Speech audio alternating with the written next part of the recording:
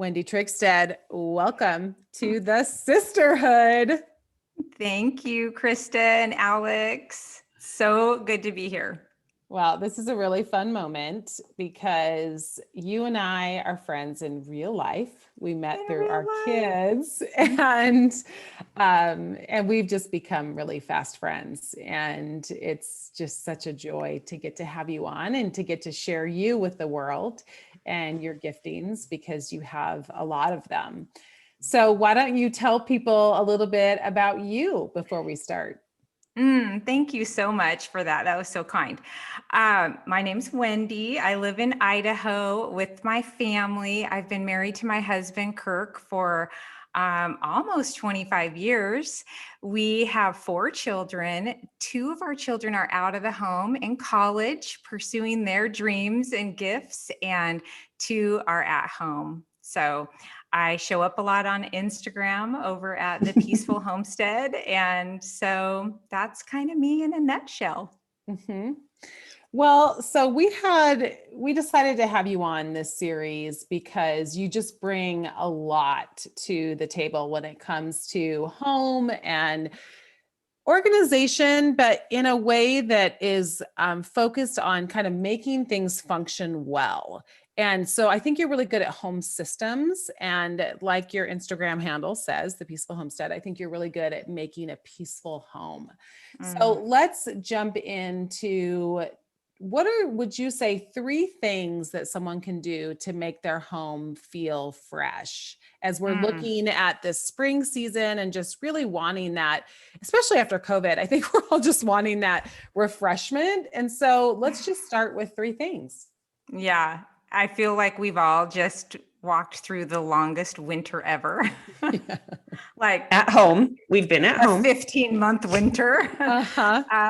So I think we've all spent a lot of time at home too. And who doesn't want to freshen up a space, especially after being here for so many months? So I think if you just want immediate peace in your space, 3 things that I would do. The first thing that I would do is I would go and just start opening up blinds and curtains and bring in as much natural light as possible. I think it's no accident that the Lord designed us to chase light. He has created it in us emotionally, and he has even given us the physical benefits of light. And so immediately when I'm just feeling kind of humdrum, I just pull open the curtains. I go for as much natural light as I can. And if it's a gloomy day, like it kind of is here today in Idaho, it's lamplight, it's candle. That just all of a sudden just brings kind of an intentional peace to a space. Another thing that I would do is look at my surfaces. I would look at my floor. I would look at my countertops. And if there's something there that shouldn't be there, I would take care of that right away. And sometimes I even just clear everything off the counter and just start over. And I might even leave it completely empty for a couple days just to reset. And then the last thing that I would do, again, we're talking immediate peace, I would rearrange. And none of those things are going to cost you any money. You can swap furniture from other rooms. You can swap your rugs out. You can just change out your furniture, even pulling it away from the walls, because sometimes we tend to line rooms with our furniture. And so those are 3 simple things: just bringing in light, checking your surfaces, and rearranging with what you have.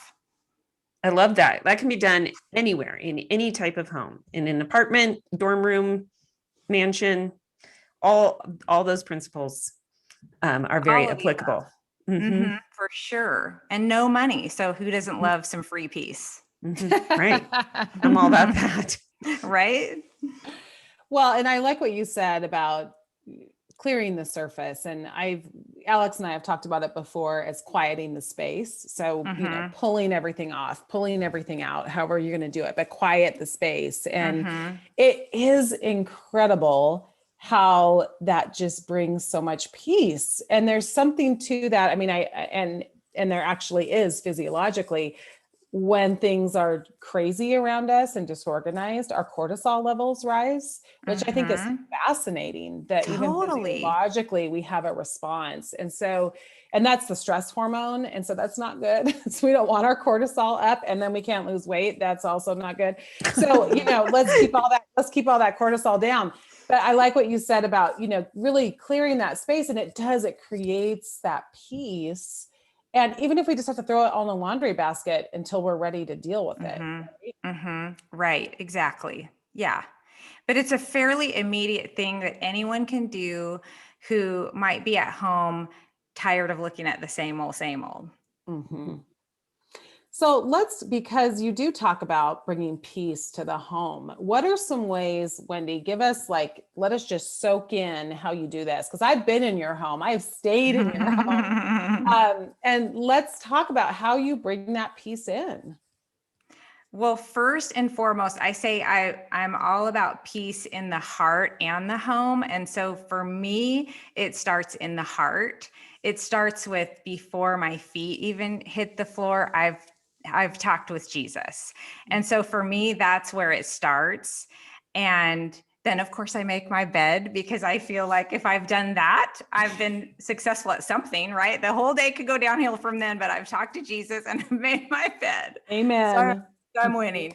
But yeah, definitely just thinking about my house as my mission field, as my ministry. And I really do, if anyone's listening today who's at home, who's been at home for a long time, who's had to pivot, who's had homeschool that they didn't think they'd have, who has little ones at home, if you're just thinking, am I in like Groundhog's Day? Is anything making a difference? Just someone reminded me many years ago, an older gentleman at church, that I really did have a mission field right under my roof and in between the walls of my own home.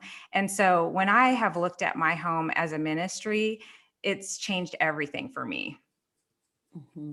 I could not agree more. Just that Yeah. perspective shift, that we can see our homes as a blessing or a burden that we either get to or we have to.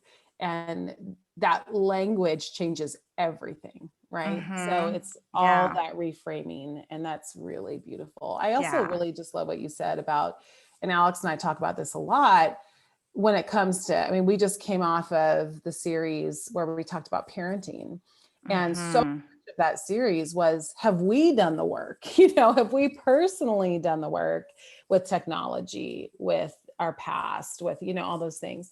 And I think this is the same concept. Like, have we created peace in ourselves before we're trying to bring it out into our home? That's key. So first I have to be in the right frame of mind to take on my day. And then if I'm looking at serving my family, then I'm less likely to be grumpy with them. Not that it doesn't happen. I have not arrived in any in any way, but I'm less likely, I think, to lose my mind when I feel like I've prepared my heart. And so that's where peace starts. And then it's really practical little things for me. It's clearing out clutter. It's making sure that I'm caught up on the laundry, that I know what I'm having for dinner. It's all of those little things that really add up to be the big things. So let's talk about laundry because you are the laundry queen. And I do think you're right that there's an internal work and then there's an external work, and there is an external work that there are things we can do to help our homes run more smoothly. And I think as we're looking at this in this series of spring refresh and maybe a reset button, maybe during COVID, we've kind of gotten, because of the Groundhog Day syndrome, we've kind of just let things go.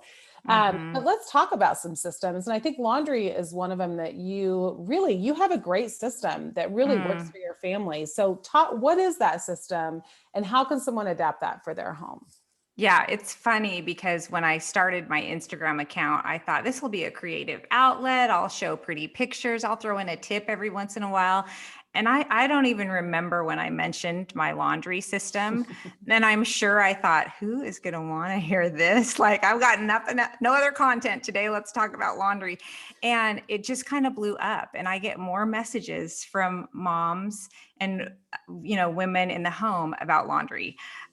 So you've probably heard people talk about how it's important to do a load of laundry a day. And so I agree, but my system is a little bit different. I've tweaked it so that everyone in the home has an assigned day. So basically everyone's going to have a laundry basket in their space.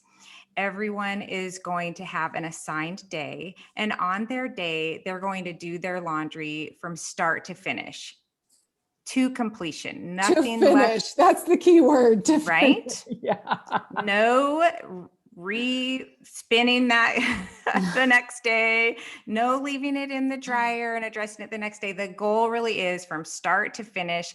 I even love to say, like, let's get this rolling before noon so that nothing sneaks up on you. So that's really it. And for us, like, right, with 6 people in the family, we would do laundry 6 days a week and take Sunday off. And now we're kind of down to 4 people in the family. And so we can have a certain day for towels, a certain day for bedding, or we can take several days off of laundry. It just works, and you don't sort anymore. And so I think that that is a huge time saver. For some reason, you feel caught up on your laundry. Well, you really are caught up on your laundry, yet you feel like you're doing less of it. So, And you're teaching the kids to do their own. and you're teaching the kids to do their own.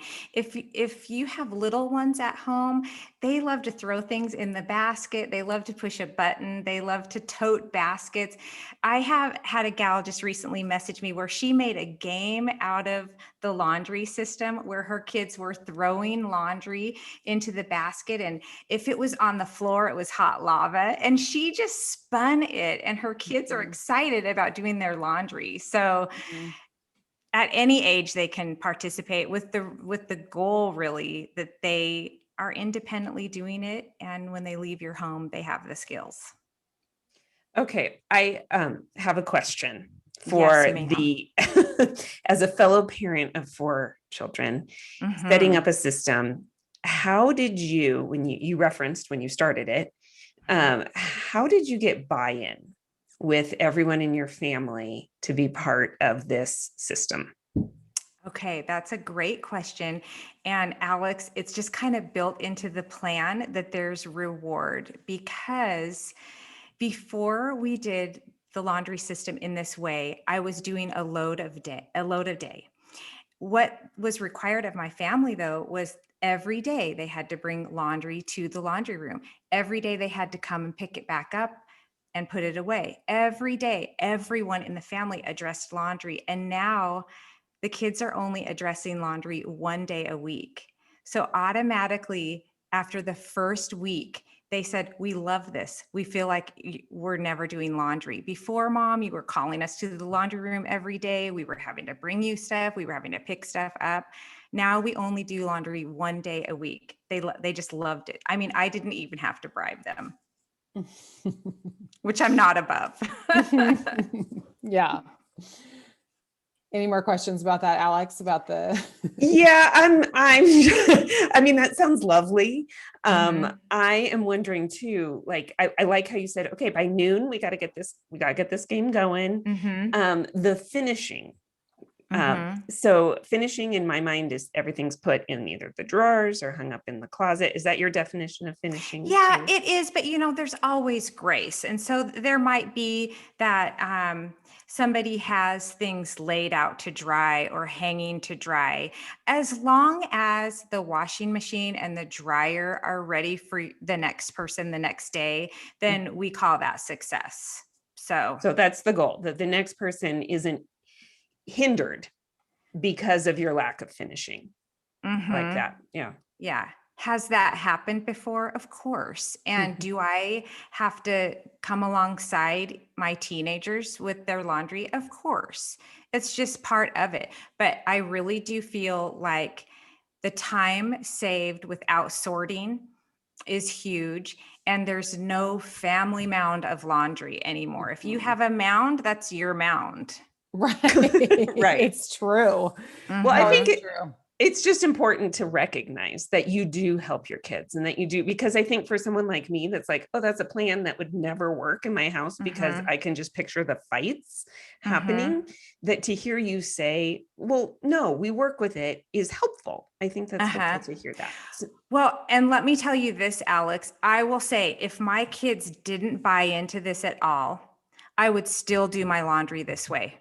If I wasn't requiring them to help me, if I wasn't requiring them to learn how to do laundry, if I just wanted to do my own laundry, because there are some people like that. There are some moms that are like, nope, I want to do this. I still would take a day for each person and do my laundry that way because of this, the time saved sorting, because I just know whose, item is whose, then you know what? It's a win for me. I would still do it that way. Well, and I have to say, coming off the teen series that we just did, I mean, that whole book, The Stressed Years of Their Lives, it's all about really helping your kids toward independence so they can thrive. Okay, I'm laundry, and my kids do their own laundry. Now, especially now that they're older. I struggle with systems. So I'm in awe of women like you, Wendy, that have a system. And my questions, and that's why I suppose other women are thinking this too, is how do you get everybody on board? And so I think you spoke a little bit to that, in that it worked better. And that was enough motivation. But I agree, Krista. I think teaching our kids these things, even if it's a little bit hard and there's a little bit of struggle involved, is worth it in the end, because when they leave home, they're not having to learn how to do laundry in their college dorm like I did. I have to say, my freshman year, someone had to show me how to use a washing machine. Well, Alex, you were a little bit ahead of the game, because I was a newlywed figuring it out. Like, I had never really experienced laundry. I kind of moved from my parents' home to married life, and I've developed these systems out of my own struggle. I've developed them because I needed it for my own peace. And so I'm not professionally trained. I don't have a degree in, all laundry, and laundry. And I think we all can say we have a degree in laundry, right? Amen, sister. I think we can, Amen. right? The certificate's coming, but no, I have figured these systems out because I've done the work by researching and, finding others that I'm inspired by and adapted it to my own life. So I really do say, if I can do it, if I'm sitting here on a podcast talking about how to have peace in your home, and especially with laundry, I mean, there's hope for us all. Well, and I think what's great is once it becomes a system in your home, that's the system. And then everybody just does it. It just becomes what you do. And so I think maybe the challenge is, as we're looking at this spring refresh, is, okay, what can be the system for our family? And then that just becomes what it is. And I think the challenge is starting it. That's the challenge. But I will say with the laundry system that it is easy and it really does bring peace. It really does. I would just challenge anybody just to try it, Okay, well, let's talk about your cleaning caddy situation, because that is something else you do uniquely that I really find interesting. So talk to us about your cleaning system.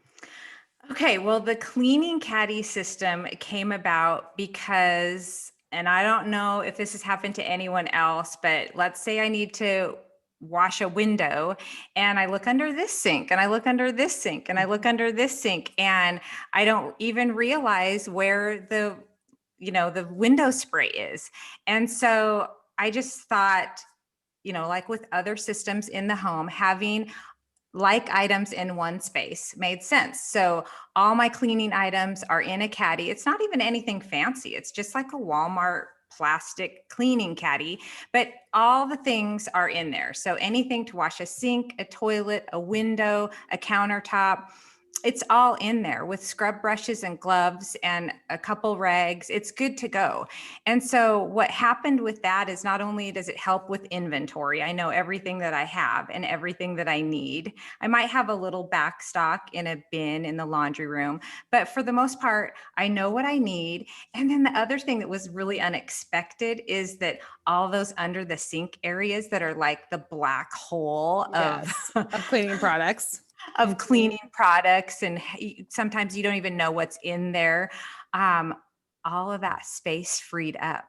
So I would say if you want to achieve peace in your home, a very easy and economical thing to do would be to invest in a cleaning caddy, put all your cleaning products in that one caddy, and that freedom of having nothing underneath your sink or having more useful storage. Maybe you need it for something else, but you just brought about a lot of square footage by cleaning out those underneath sink areas.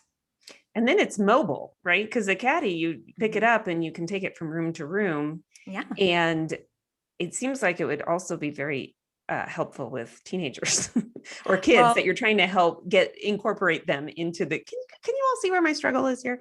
To incorporate them into the cleaning, to literally hand them the caddy and say, go clean that bathroom. Exactly. And that's exactly what we have done in our home.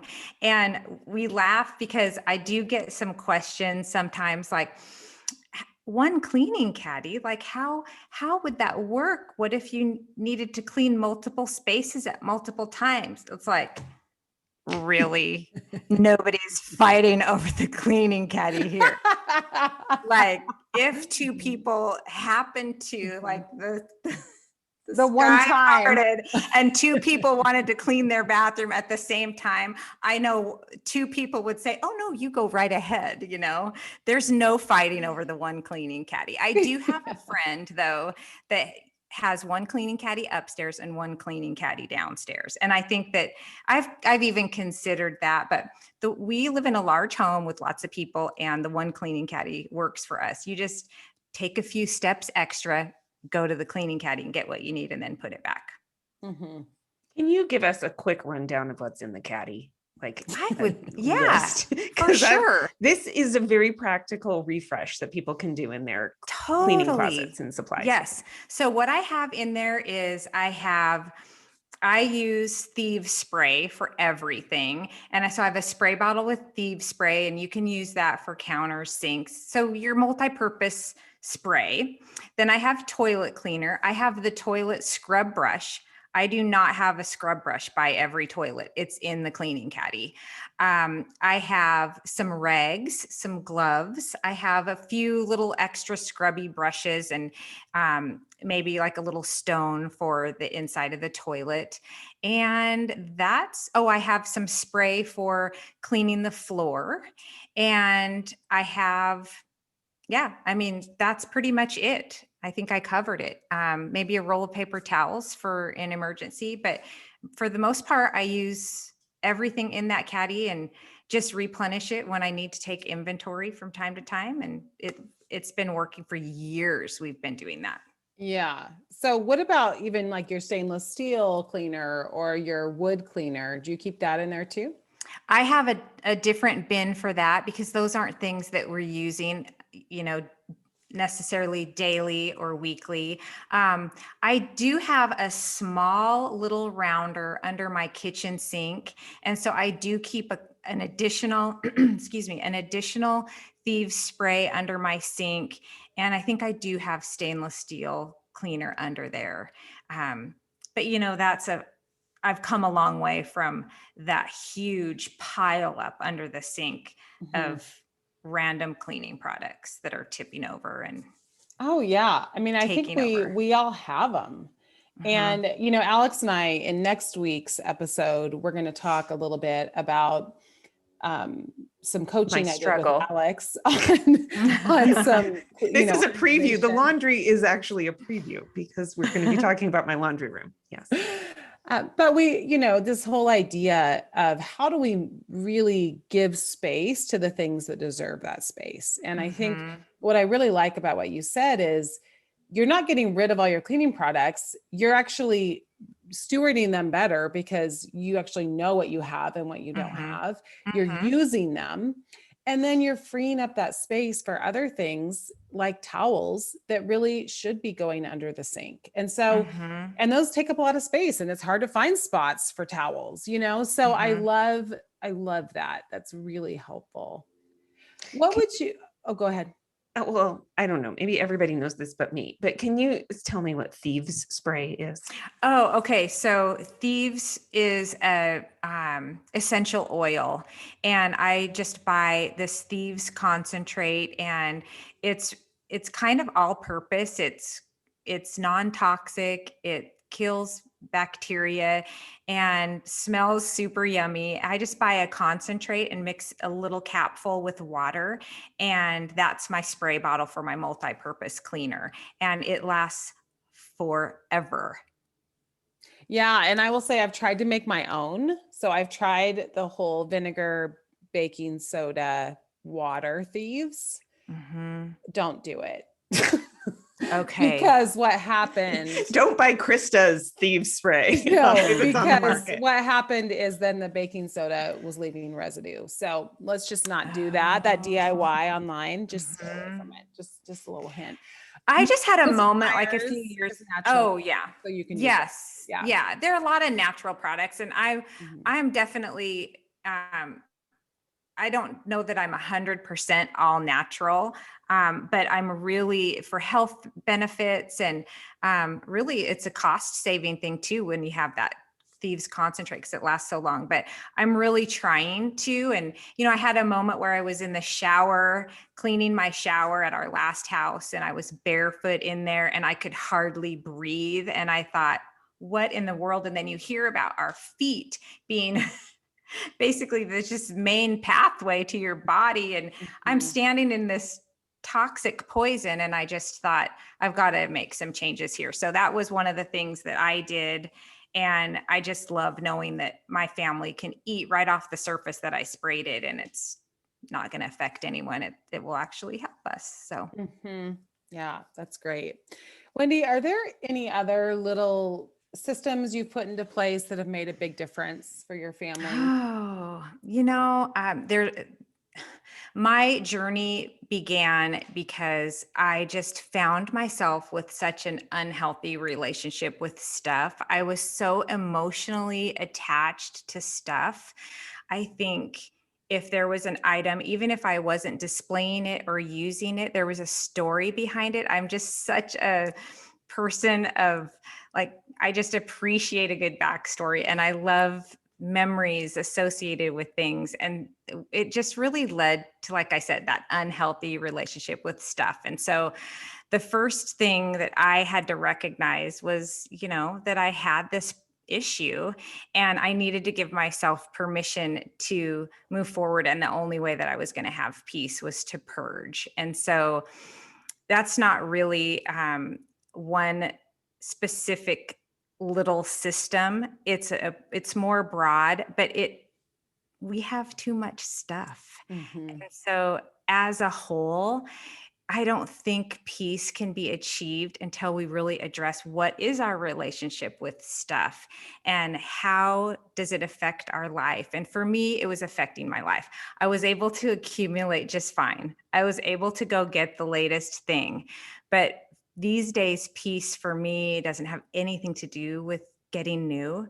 It has to do with what is surrounding me. And it started with getting rid of. And so that was the first thing that I did, was purge. So what's your filter for whether you're going to bring something into your home? How do you make a decision? There's so many great questions that people are asking. For example, would I buy this in the store today if I had the funds and I had this item in my hand? Would I buy this? And if the answer is no, then how is it serving me? Am I going to use this? And is it bringing me joy? And really, it's important to touch every item. If you want to clean out a closet, take it all out and touch every item, because if you don't, then you're going to be cleaning that closet out again in another 3 months. That's going to cycle back around. So in order to really do it well, you have to take everything out, purge through, ask yourself those hard questions, and put it all back in a system. And so that system for me it's the same in the craft room as it is in the laundry room, as it is in the toy room. It's putting like items together, putting them in a bin or on a shelf together. I love bins and baskets. And then it's labeling so that everyone in the home can find it, because we don't want as moms to just be stuff managers. So it's getting people on board so that when there is a mess, that it's really easy to clean back up. I don't mind a mess. I'm a person who really appreciates a great, beautiful, creative mess. I just super, super love it being picked up. And I love that my family knows where things go. Okay, so I thought that was really good. A few things that you said, touching everything in it, in that space. I think that's excellent. When we moved, that was the greatest blessing, honestly, of the move, is I had to touch every single item. So you almost could treat it like you're moving, right? It's like you have to take everything out and touch it all and decide, literally make a decision about everything. But one of the things I did want to ask you is, when you're out at a store like Target, I know you don't have a Target where you live, but you go I don't. which is probably a Krista, blessing. That's okay. You're It's okay. rubbing it in. It's probably a blessing. But when, let's say you come to town, you come to the big city and you go to Target, how do you decide if you're going to bring something home with you? I'm super intentional about that. I know my space really well. And I used to be the gal that said, oh my goodness, this is the cutest basket. And I would come home with the basket. And now I would never buy a basket if I didn't know exactly what the purpose was. And I would never buy it if I hadn't measured the shelf that it was going to go on. Who am I? I mean, just those words coming out of my mouth, I cannot even tell you. Because I used to go and shop till I dropped, and I would buy things just because they were on sale or just because they were cute, with no blessed reason for the purchase or no intention of how I was going to use it. I was just going to put it to use somehow. And that's how you end up with a pile of stuff.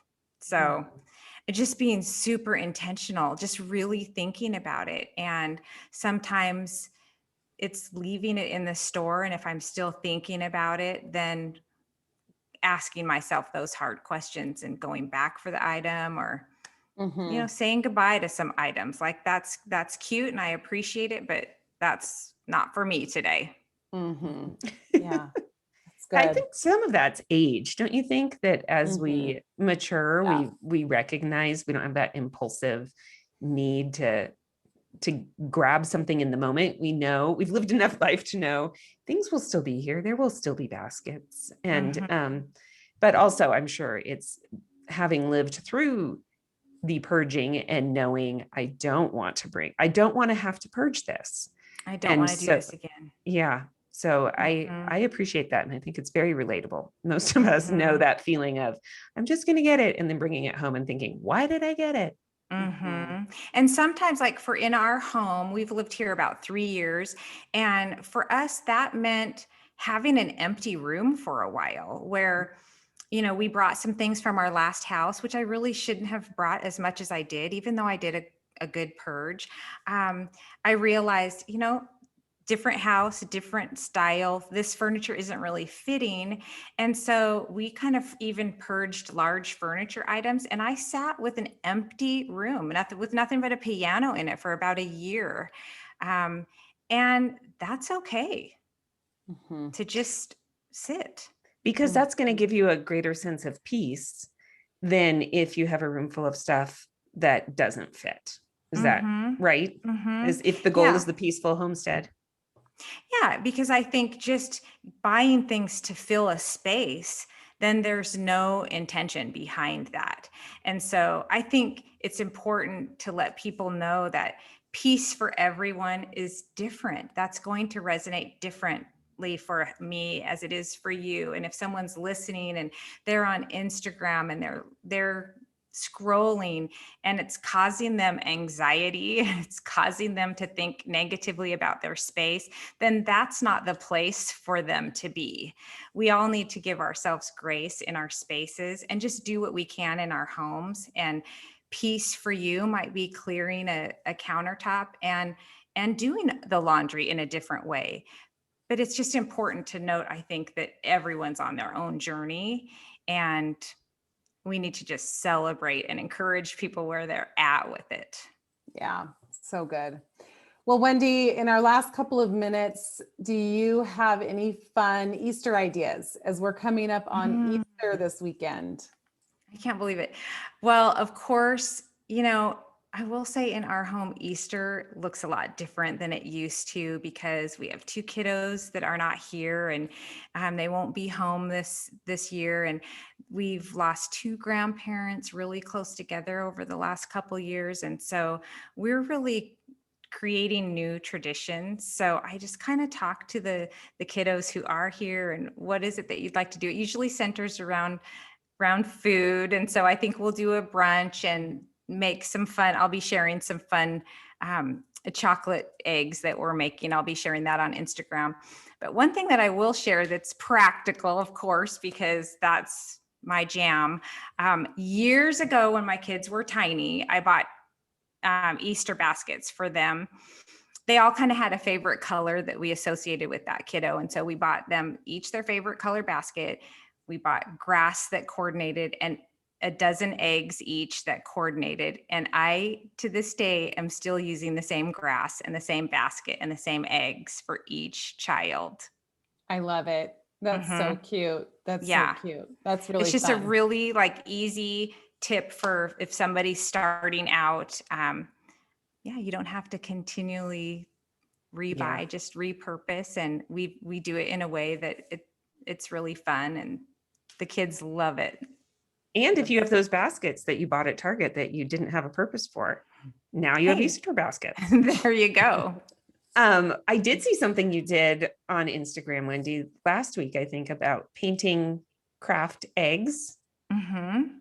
Can you talk about that? That seems very simple and something people could do with their kids too. Yeah. So that was really fun. Actually, I was out of town and went to Target. That is what I do when I go out of town is where is the nearest Target? And I was thinking, okay, I had this Kraft in mind and I have room in my suitcase that I could actually bring this home. So I bought some $3 eggs that were just plain white, and we just mixed up some paint and painted the eggs, and it was messy, and then took a toothbrush and kind of splattered them with some brown paint to give them that speckled natural look. And they're so cute. It's the only Easter decoration, only real specific spring decoration that I put out. I kind of keep things to a minimal, but they turned out really fun.